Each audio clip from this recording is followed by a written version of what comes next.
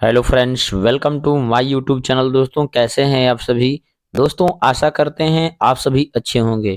दोस्तों, आज के सेशन में हम लोग बात करने वाले हैं रीजनिंग, और रीजनिंग का प्रैक्टिस सेट दोस्तों 15 होगा। तो चलिए दोस्तों, वीडियो को स्टार्ट करते हैं। वीडियो को स्टार्ट करने से पहले दोस्तों एक छोटा सा रिक्वेस्ट करते हैं कि अगर आप चैनल पर नए होंगे तो चैनल को सब्सक्राइब कर लीजिएगा।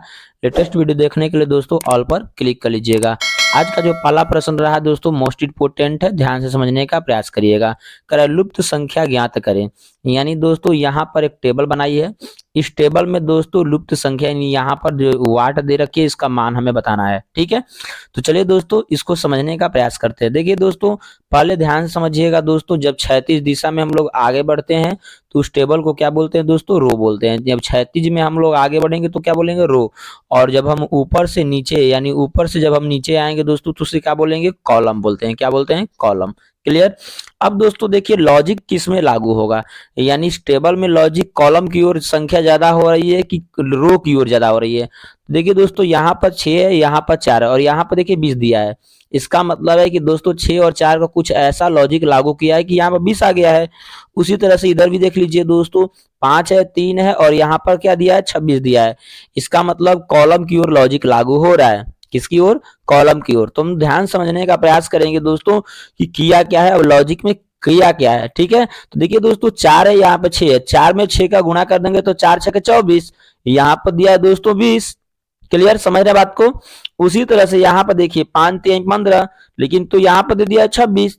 यानी किया क्या है दोस्तों, गुणा करने पर तो ये आ ही नहीं रहा है, तो गुणा करने के अलावा अदर भी सोचेंगे दोस्तों। ठीक है, तो करें क्या दोस्तों, ध्यान समझने का प्रयास करिएगा। 4 में अगर 6 का गुणा कर देते हैं तो क्या होता है, 4 6 24 हो जाता है। 4 6 24, 24 को लिख दिए। ठीक है, समझ रहे बात को। अब इसके इकाई में क्या है दोस्तों, 4 है, तो 4 का स्क्वायर करेंगे और प्लस इसके दहाई में क्या है, 2 है, तो 2 का स्क्वायर कर लेंगे।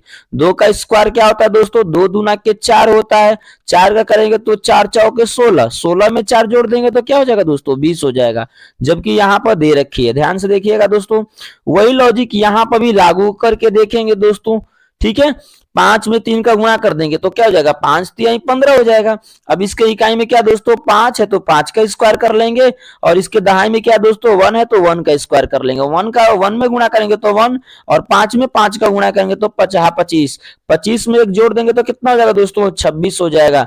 जबकि नीचे देखिए दोस्तों टेबल में दे रखी है 26। तो दोस्तों वही लॉजिक सिमिलरली उसी प्रकार से हम क्या करेंगे, 7 में 3 का गुणा कर देंगे। 7 में 3 का क्या करेंगे दोस्तों, गुणा कर देंगे तो 7 तरीके कितना होता है दोस्तों, 21 होता है।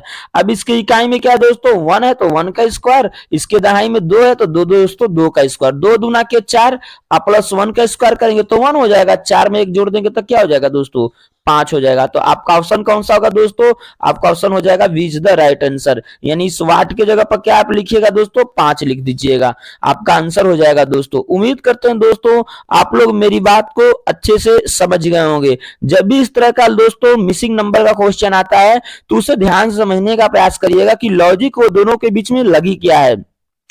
और दोस्तों लॉजिक रो में लागू हो रही है कि कॉलम में, ये पहले समझने की बात है।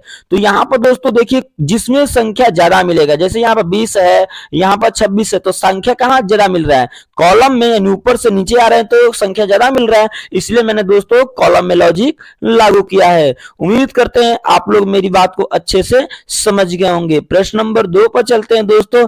मोस्ट इंपोर्टेंट है प्रश्न नंबर 2, ध्यान से समझने का प्रयास करिएगा। प्रश्न नंबर 2 कह रहा है दोस्तों सी का संबंध 16 के साथ वही है जो एफ का संबंध वाट के साथ होगा। यानी कह रहा है कि जिस तरह से सी का संबंध 16 के साथ है उसी तरह से एफ का संबंध क्या होगा, इसमें ऑप्शन दिया है और आपको बताना है दोस्तों। ध्यान समझने का प्रयास करिएगा दोस्तों। एसएससी जीडी 2010 में पूछा हुआ प्रश्न है, ध्यान समझिएगा। कह रहा है कि सी का संबंध 16 के साथ है, तो पहले दोस्तों अल्फाबेटिकल में हम ध्यान से समझेंगे कि अल्फाबेटिकल में सी का स्थान क्या होता है? तो सी का स्थान दोस्तों 3 होता है। समझ रहे हैं बात को? तो सी का स्थान 3 होता है, तो सी का क्या किया है दोस्तों? 3 है, लिख देंगे सी का स्थान 3। अगर 3 में एक हम जोड़ देते तो क्या हो जाएगा दोस्तों? 4 हो जाएगा। अगर हम 4 का स्क्वायर कर देंगे तो क्या हो जाएगा दोस्तों? 4, 3 में एक जोड़ देंगे तो क्या हो जाएगा? 4, 4 का स्क्वायर कर देंगे तो 4 चौके 16 हो जाएगा। यानी इसके अल्फाबेटिकल में एक जोड़कर स्क्वायर करने से हमें 16 मिल जा रहा है। समझ रहे बात को? उसी तरह से दोस्तों एफ का अल्फाबेटिकल क्या होता है दोस्तों? एफ का अल्फाबेटिकल 6 होता है। क्लियर? तो 6 हो जाएगा तो करें क्या दोस्तों? 6 एफ इज इक्वल टू 6 में एक जोड़ लेंगे, तो 6 में एक जोड़ेंगे और उसका स्क्वायर कर लेंगे, तो 6 में एक जोड़ेंगे तो क्या हो जाएगा दोस्तों? 7 हो जाएगा, तो 7 का स्क्वायर कर लेंगे, तो 7 का स्क्वायर करेंगे तो क्या हो जाएगा? 7 7 49 हो जाएगा।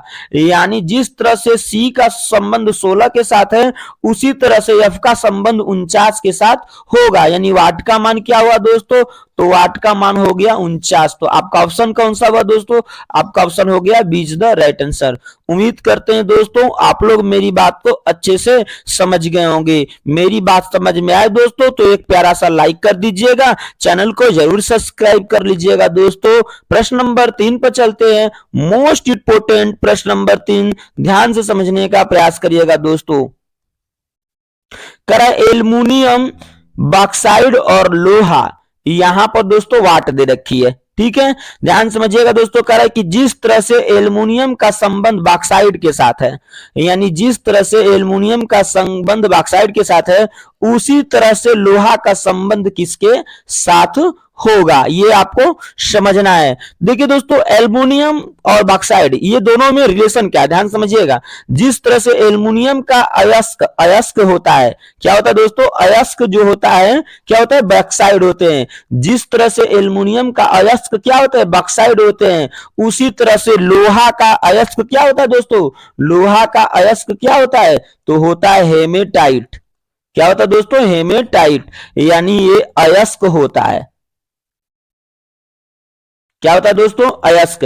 यानी जिस तरह से एल्युमिनियम का ऑक्साइड बॉक्साइड होता है, एल्युमिनियम का अयस्क बॉक्साइड होता है, उसी प्रकार से है ना दोस्तों लोहे का अयस्क क्या होता है? हेमेटाइट होता है। लोहे का अयस्क हेमेटाइट होता है। तो इसका आंसर कौन सा हो जाएगा दोस्तों? सी हो जाएगा, हेमेटाइट। उम्मीद करते हैं दोस्तों आप लोग मेरी बात को अच्छे से समझ गए होंगे। प्रश्न नंबर 4 पर चलते हैं दोस्तों। प्रश्न नंबर 4 मोस्ट इंपोर्टेंट है, ध्यान से समझने का प्रयास करिएगा।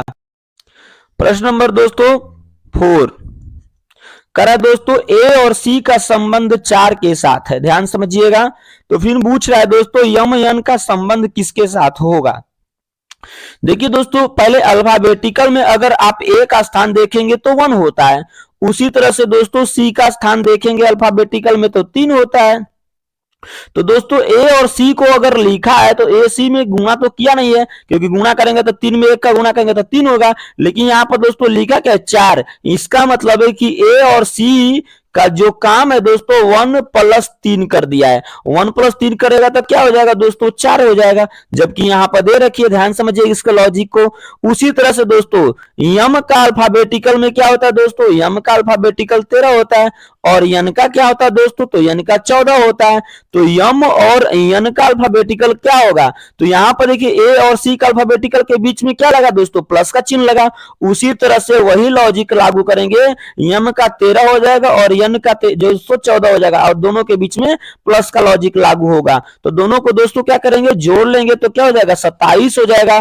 तो यानी यम यन का संबंध 27 होगा। तो आपका आंसर कौन सा होगा दोस्तों? आपका आंसर हो जाएगा B is the right answer. उम्मीद करते हैं दोस्तों आप लोग मेरी बात को अच्छे से समझ गए होंगे। प्रश्न 4 मोस्ट इंपोर्टेंट था, ध्यान से समझने का प्रयास करिएगा। एसएससी जीडी 2010 में पूछा हुआ भी प्रश्न था। आइए दोस्तों प्रश्न नंबर हम लोग 5 पर चलते हैं। प्रश्न नंबर 5 मोस्ट इंपोर्टेंट है, ध्यान से समझने का प्रयास करिएगा। देखिए दोस्तों 2 है यहाँ पर, 5, 8, 11 और 14 यहाँ पर वाट है। ठीक है, समझने का प्रयास करिएगा दोस्तों। 2 के बाद 5 है तो 2 में क्या हम जोड़ देंगे कि दोस्तों 5 आ जाएगा। तो 2 में अगर हम 3 जोड़ देंगे तो 5 आ जाएगा। अगर 5 में हम दोस्तों पुनः 3 जोड़ दें तो हमारी 8 आ जाएगी। अगर 8 में दोस्तों पुनः हम 3 जोड़ दें तो 11 हो जाएगा, और 11 में दोस्तों हम पुनः 3 जोड़ दें तो 11 में 3 जोड़ देंगे तो 14 हो जाएगा, और अगर 14 में दोस्तों हम पुनः क्या करें +3 जोड़ दें तो 14 में +3 जोड़ देंगे, 3 जोड़ देंगे तो ये वाट के बराबर हो जाएगा, यानी 14 में 3 जोड़ेंगे तो क्या हो जाएगा दोस्तों 17 हो जाएगा, यानी वाट का मान क्या हुआ 17 हुआ। तो आपका आंसर कौन सा होगा दोस्तों, ए इज द राइट आंसर 17।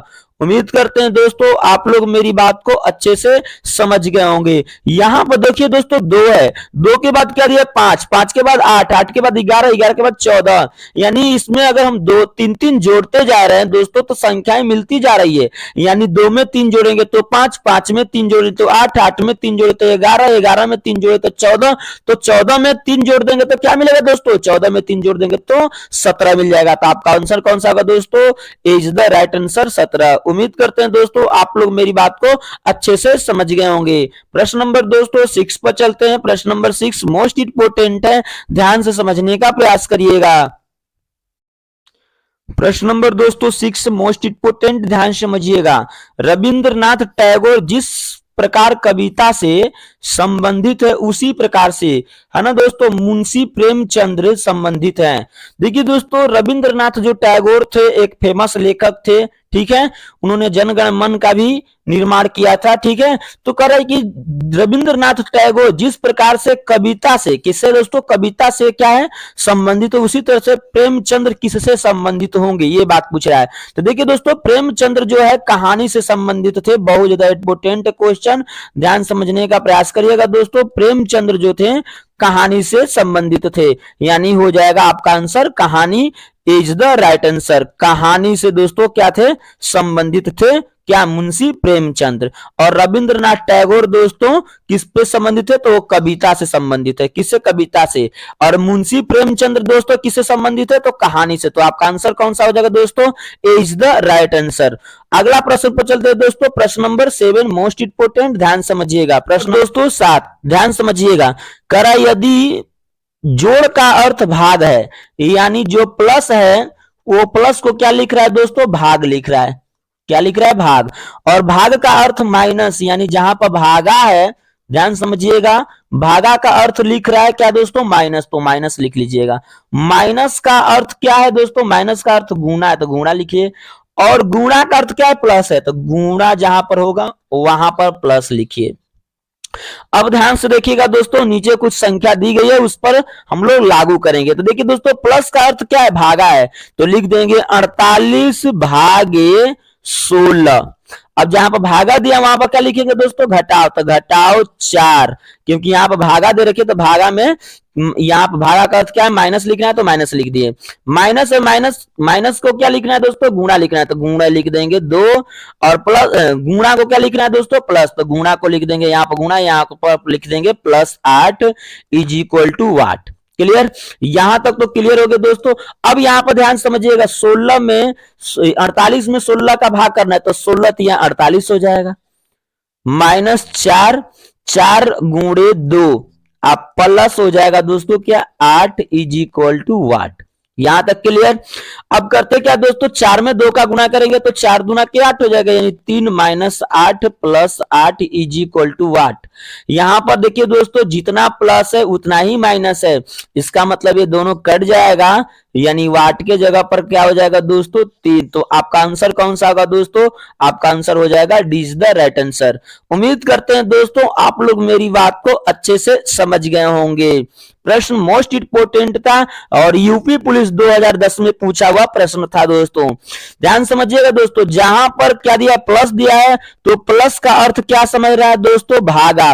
भागा का अर्थ क्या है दोस्तों, भागा का अर्थ माइनस है। देखिए प्लस का अर्थ भागा है, और भागा का अर्थ माइनस है, और माइनस का अर्थ क्या है, गुणा, और गुणा का अर्थ क्या है, प्लस। क्लियर।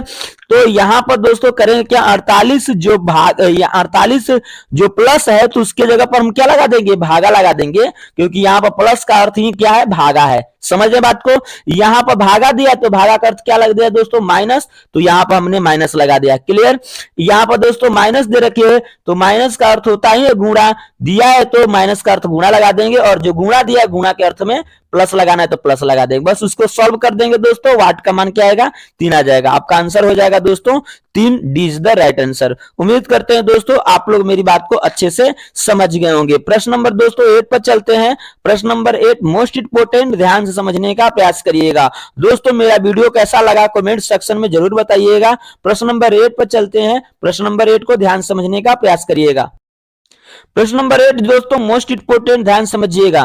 कह त्रिभुज की संख्या ज्ञात करें, मतलब त्रिभुज की संख्या, इस तरह का डायग्राम दिया है दोस्तों और इसमें हमें त्रिभुज की संख्या ज्ञात करनी है। ध्यान समझने का प्रयास करिएगा। देखिए दोस्तों जब भी इस तरह का लॉजिकल त्रिभुज आता है तो लॉजिकल त्रिभुज आने का मतलब है कि त्रिभुज में कितने दोस्तों, त्रिभुज में कितने रेखाएं हैं पहले ये समझना होगा। तो ध्यान समझिएगा दोस्तों ये त्रिभुज कितने भाग में बंटे हैं पहले ये समझ लीजिए। तो देखिए दोस्तों 1, 2 और 3 भाग में, इधर से 3 भाग में दोस्तों, इधर से भी 3 ही भाग होगा, 1, 2, 3, यानी इस त्रिभुज को 3-3 भाग में बांट दी गई है। तो दोस्तों जब भी 3 भाग में बांट दी गई है तो बस करना क्या है दोस्तों, n का क्यूब कर लेते हैं हम लोग। तो करेंगे क्या दोस्तों, 3 भाग में बांटी है तो 3 का क्यूब कर लेंगे। अगर ये 2 भाग में बांटी होती तो 2 का क्यूब कर लेते। अगर ये 4 भाग में दोस्तों बांटी होती तो 4 का क्यूब कर लेते। लेकिन ये कितने भाग में बांटी है, 3 भाग में, 1, 2, 3 भाग में, तो 3 का करेंगे क्या दोस्तों क्यूब। तो 3 का क्यूब करेंगे तो 3 मल्टीप्लाई गुणे 3 मल्टीप्लाई, यानी 3 टर्म्स गुणा करेंगे तो 3 टर्म्स गुणा करेंगे तो 3 3 के 9 3 27 हो जाएगा।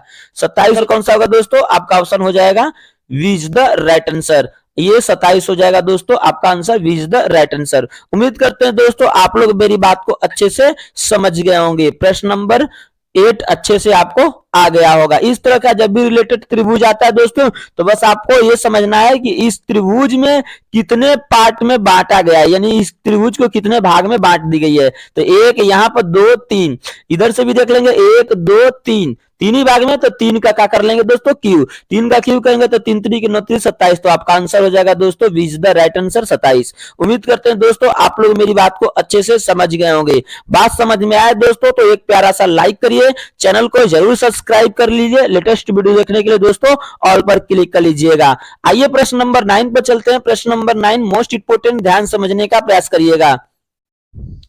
प्रश्न नंबर दोस्तों 9 मोस्ट इंपोर्टेंट है, ध्यान समझिएगा। GECA का संबंध दोस्तों है BDFH से, वही संबंध है।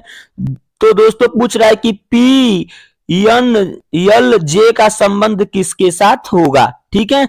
तो दोस्तों पहले हम समझेंगे कि GECA का संबंध BDFH के साथ क्या हो रहा है, ठीक है। तो दोस्तों देखिए अल्फाबेटिकल में G का स्थान पहले क्या होता है ये ध्यान समझिएगा। G का दोस्तों स्थान होता है 7 पर, कितने पर होता है 7 पर। उसी तरह से यहाँ पर E है दोस्तों, तो E का स्थान होता है 5। C का स्थान क्या होता है दोस्तों, C का स्थान होता है 3 और A का स्थान क्या होता है दोस्तों 1। क्लियर, यानी ये अल्फाबेटिकल में होते हैं इस तरह से। समझ रहे बात को दोस्तों। करना क्या है कि यहाँ पर A है तो यहाँ पर क्या दिया है B दिया है, इसका मतलब कि +1 किया है। क्या किया है, +1। अगर A में हम +1 कर लेंगे तो क्या मिलेगा दोस्तों B मिलेगा। समझ रहे हैं बात को। तो इसके बीच में पहले लॉजिक को समझते हैं दोस्तों। यहाँ पर G 7 पर है, 7 के बाद किस पर आ गया है 5 पर, इसका मतलब यहाँ पर दोस्तों -2 हो रहा है। क्या हो रहा है दोस्तों, -2 हो रहा है। E है, E के बाद क्या आ गया C, तो इसका मतलब -2। यहाँ पर C के बाद क्या आ गया दोस्तों A आ गया, तो इसका मतलब है कि -2 किया है। अब यहाँ पर A में दोस्तों हम +1 कर ले रहे हैं, A में क्या कर ले रहे हैं +1, तभी तो यहाँ पर B मिल रहा है। समझ रहे हैं, यहाँ पर देखिए B है, क्लियर समझ रहे हैं ना। एक यहाँ पर देखिए दोस्तों A पर समाप्त हुआ और यहाँ पर मिला क्या B मिल रहा है, तो B हमने लिख दिया। अब करेंगे क्या दोस्तों, B के बाद क्या मिला D, इसका मतलब B के बाद जब भी D मिला तो करेगा क्या दोस्तों 2 का प्लस किया है। B में 2 का प्लस करिएगा तो C और D हो जाएगा, यानी B में 2 प्लस करिएगा तो C D, यानी C नहीं D हो जाएगा। उसी तरह से 2 का प्लस किया है, यहाँ पर देखिए क्या लिया है, D के बाद E को छोड़ दिया, F लिया है, यानी F लिया है। 2 का फिर प्लस किया, यानी यहाँ पर फिर क्या किया H में दोस्तों 2 का ही प्लस किया है। यानी ये लॉजिक उसी तरह से, यानी जिस तरह से दोस्तों ये लॉजिक लागू है ठीक उसी तरह से PNLJ के लिए हम लोग सोचेंगे। तो लिखेंगे दोस्तों PNL और J, ठीक है। इसके लिए हम लोग ध्यान से समझने का प्रयास करेंगे। तो पहले दोस्तों यहाँ पर J है, तो जे में हम +1 कर लेंगे, जे में क्या कर लेंगे हम लोग दोस्तों +1। जैसे यहाँ पर ए 1 पर था तो उसमें 1 हमने प्लस किया तो क्या मिला, बी मिला। तो उसी तरह से जे है तो जे में हम +1 कर लेंगे, तो जे में +1 करेंगे तो क्या मिल जाएगा, के मिल जाएगा। जे के बाद क्या आता है दोस्तों, के ही तो आता है। समझ रहे बात को, नहीं समझ रहे तो ध्यान समझने का प्रयास करिएगा। यहाँ पर दोस्तों पी कितना पर 16 पर होता है अल्फाबेटिकल में, एन कितना पर होता है 14 पर होता है, एल कितना पर होता है दोस्तों 12 पर होता है और जे 10 पर होता है। यानी देखिए दोनों के बीच में -2 का अंतर, ये दोनों के एन और एल के बीच में -2 का अंतर, ये जे और एल के बीच में -2 का अंतर। और यहाँ पर दोस्तों जे में 1 हम जोड़ देंगे यानी 10 होता है, जे 10 पर होता है, 10 पर होता है दोस्तों। तो यहां पर हम 1 जोड़ देंगे तो क्या मिलेगा हमें, के ही तो मिलेगा। समझ रहे हैं बात को दोस्तों। अब के में हम +2 करेंगे तो के में 2 करेंगे तो क्या मिलेगा, के में 2 करेंगे तो यन यहां पर यम मिलेगा, क्योंकि जे के कितने पर होता है दोस्तों, के 11 पर होता है और यम कितने पर दोस्तों 13 पर होता है। समझ रहे हैं बात को, ध्यान समझने का प्रयास करिएगा। अब यहाँ पर 2 प्लस किए तो ओ में क्या मिलेगा, ओ मिल जाएगा। अब ओ में ओ कितने पर होता है दोस्तों 15 पर होता है। उसी तरह से 2 प्लस फिर कर लेंगे दोस्तों तो क्या मिलेगा, क्यू मिलेगा। समझ रहे बात को, क्यू कितने पर होता है दोस्तों 17 पर होता है। यानी जिस तरह से ऊपर वाला लॉजिक लागू हुआ ठीक उसी तरह से दोस्तों मैंने यहां पर क्या किया है, उसको लॉजिक उसी लॉजिक को लागू कर दिया है। तो क्या मिला दोस्तों, के मिला, एम ओ और क्यू। ऐसा ऑप्शन ढूंढेंगे दोस्तों कौन सा है, तो ऐसा ऑप्शन आपका हो जाएगा दोस्तों पहला, ए इज द राइट आंसर। उम्मीद करते हैं दोस्तों आप लोग मेरी बात को अच्छे से समझ गए होंगे। यूपी पुलिस 2010 में पूछा हुआ प्रश्न था, मोस्ट इंपोर्टेंट था, ध्यान से समझने का प्रयास करिएगा। लॉजिकल पूरे भरपूर थे। पहले किया क्या था दोस्तों, माइनस कर लिया था 2-2 और यहां पर ए जो लास्ट हो रहा है उसमें 1 करके फिर 2-2 प्लस कर लिया है। बस लॉजिक यही लागू हुआ है दोस्तों कि पहले माइनस करते जाना है 2-2 का और जो लास्ट हो रहा संख्या जैसे यहाँ पर लास्ट हो रहा है ए, तो ए में क्या करना है दोस्तों, हमें ए में क्या करना है, ए में 1 का प्लस कर लेना है। यानी यहां पर 1 का प्लस किए, मैंने 1 का प्लस किया तो क्या मिला, बी मिल गया। उसी तरह से दोस्तों यहां पर जे से लास्ट हो रहा है और जे 10 पर होता है, 1 का प्लस किया तो 11 हो गया और 11 पर दोस्तों के मिल गया। समझ रहे बात को, उसी तरह से 2-2 प्लस करते जाना है। उसी तरह से यहां पर 2-2 प्लस दिया ही था। समझ रहे हैं, उम्मीद करते हैं दोस्तों आप लोग मेरी बात को अच्छे से समझ गए होंगे। प्रश्न नंबर दोस्तों 10 पर चलते हैं। प्रश्न नंबर 10 मोस्ट इंपोर्टेंट है, ध्यान से समझने का प्रयास करिएगा। प्रश्न नंबर दोस्तों 10 है, मोस्ट इंपोर्टेंट है, ध्यान से समझने का प्रयास करिएगा। निम्नलिखित शब्दों को सार्थक क्रम में लिखें। देखिए दोस्तों सार्थक क्रम, और ये यूपी पुलिस 2012 में पूछा हुआ प्रश्न है दोस्तों। पहला में दिया है मेंढक, दूसरा में दिया है चील, तीसरा में दिया टिड्डा, चौथा में दिया दोस्तों सांप और पांचवा में दिया है घास। पहले दोस्तों सभी में से कौन पहले आया होगा, तो दोस्तों पहले क्या आया होगा, तो पहले दोस्तों घास आया होगा।